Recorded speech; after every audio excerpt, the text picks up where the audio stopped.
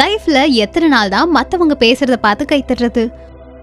ஒரு நாள் நம்மளும் ஸ்டேஜ் ஏறி பேசணும் அப்படின்ற ஆசை நிறைய பேருக்கு இருக்கும்.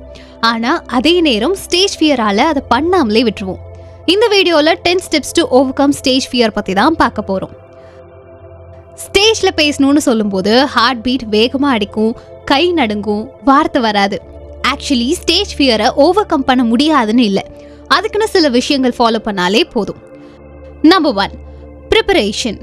எதை பற்றி பேச போகிறீங்களோ அதில் கிளியராக இருக்கணும். கண்டென்ட் ஸ்ட்ராங்காக இருந்தாலே கான்ஃபிடென்ஸ் வந்துடும். அதுலேயும் ரிஹர்சல் பண்ணுறது ரொம்ப நல்லது. Number 2, practice. மற்றவங்க முன்னாடி பேசி ப்ராக்டிஸ் பண்ணுறது.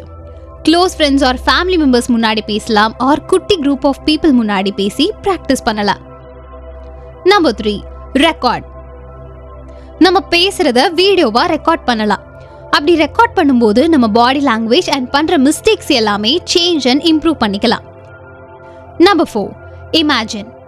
கண்ணை மூடி நீங்கள் ஸ்டேஜில் பேசுகிற மாதிரி இமேஜின் பண்ணிக்கணும். அது மட்டும் இல்லாமல் ஸ்டேஜில் நீங்கள் கான்ஃபிடென்ட்டாக பேசுகிற மாதிரி இமேஜின் பண்ணும்போது மைண்ட் பாசிட்டிவாக செட் ஆகும். Number 5, focus on the message. நீங்கள் என்ன பேச போகிறீங்களோ அந்த கண்டென்ட் மேலே ஃபோக்கஸ் இருக்கணும். ஆடியன்ஸ்க்கு என்ன சொல்ல போகிறீங்க அப்படின்றது இம்பார்ட்டண்ட். ஸோ ஃபோக்கஸ் உங்கள் மேலே இல்லாமல் கண்டென்ட் மேலே இருக்கணும். Number 6, deep breath. Deep breath எடுக்கும்போது நர்வஸ் சிஸ்டம் காமாக இருக்கும். 4-7-8 டெக்னிக்கை ஃபாலோ பண்ணலாம். ப்ரீத்தை 4 செகண்ட்ஸ் இன்ஹேல் பண்ணிட்டு 7 செகண்ட்ஸ் ஹோல்ட் பண்ணிட்டு 8 செகண்ட்ஸ் எக்ஸ்ஹேல் பண்ணுறது நல்லது. Number 7, positive thoughts. என்னால் முடியும், நான் கண்டிப்பாக பண்ணிடுவேன் அப்படின்னு நம்மளை பற்றி பாசிட்டிவாக பேசணும். என்னால் முடியாது, நான் தோற்றுருவேன் அப்படின்னு நெகட்டிவாக திங்க் பண்ணக்கூடாது. நமக்கான மோட்டிவேஷன் நம்ம கிட்ட இருந்து தான் ஸ்டார்ட் ஆகும். Number 8, start small. எடுத்ததும் பெரிய ஸ்டேஜில் பேசாமல் சின்ன சின்னதாக ஸ்டார்ட் பண்ணலாம். அதுக்கான அடித்தளம் நம்ம சுற்றி இருக்கிற கம்ஃபர்டபுள் ஜோன்ல இருந்து ஸ்டார்ட் பண்ணலாம். லோ ப்ரெஷர் ஈவெண்ட்ஸில் ஸ்டார்ட் பண்ணி பெரிய பெரிய ஈவெண்ட்ஸ் போகலாம்.